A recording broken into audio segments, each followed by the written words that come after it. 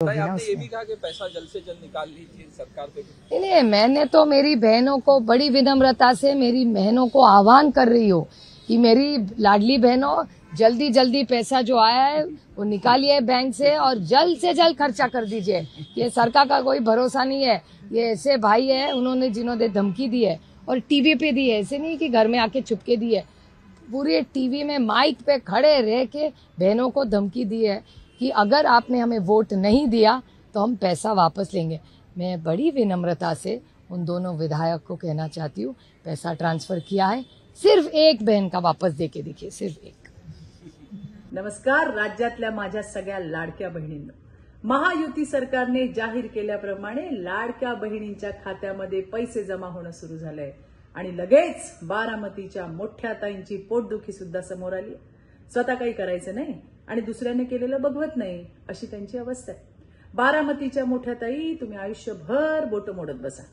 माझ्या मायमाऊलींनो, या योजनेबाबत त्यांनीच काय पण महाबिघाडीच्या नेत्यांनी अपप्रचार सुरू केलाय।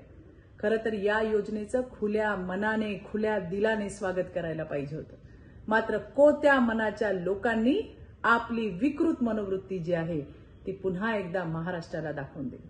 पक्षात नसेला कुणीतरी एखादा आमदार काहीतरी गमतीने बोलला तर त्याचं भांडवल करण्याचा उद्योग या पाताळयंत्री विरोधकांनी सुरू केलाय। माझ्या बहिणींनो, महिलांच्या खात्यामध्ये थेट पैसे जमा होऊ लागले। मुख्यमंत्री एकनाथराव शिंदे, उपमुख्यमंत्री देवेंद्रजी, अजितदादा हे तुमचे भाऊ वचनाला पक्के आहेत, हे त्यांनी त्यांच्या कृतीतून वचनपूर्ती करत आपल्याला दाखवून दिले। माझी राज्यातल्या तमाम महिला वर्गाला विनंती आहे, अपप्रचार करणाऱ्या बारामतीच्या या मोठ्या ताईपासून आणि त्यांच्या टोळक्यापासून सावध राहा ग, सावध राहा।